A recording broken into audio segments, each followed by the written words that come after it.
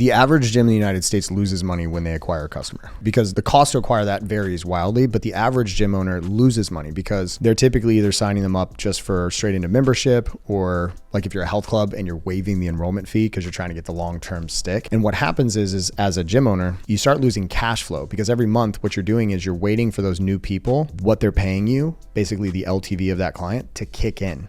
And so now all of a sudden you're like, oh, I signed up 20 people this month. That's great. But you didn't actually receive any cash. And if you are running ads, you just went out of pocket to pay for those ads. And then actually, if you don't have the cash flow, the next month you can't run ads again. So you can't get the consistent growth that you need. When you look at our clients, when it's 2 to 1, 3 to 1, 10 to 1, even 20 to 1 return on their ad spend, day one, when they sign someone up, it's because regardless of CAC, it could be $50, right? Cost to acquire a customer. It could be $500. The key is, are we able to make enough money day one when someone walks in to not only offset that to cover the cost, but also pay for the next person? That's a beautiful thing about, we call it client finance acquisition, right? It's this beautiful machine where it's like, if I put money in, it's like a slot machine. I put $1 in and I get $3 back. If I knew that, what would my budget be? Infinite. I would just take the 3, I'd put $1 back in, okay, and just keep going. That's literally exactly how this type of system works. But it's not just about, everyone's like, I need more leads and more leads, more leads. It's not always that, because I have to still get them to show and I have to get them to close. And even if I do close them, I have to get them to pay me. I have to charge a high enough rate day one to cover my cost to acquire them. Otherwise, I'm going to be in this constraint, which is a cash flow constraint. And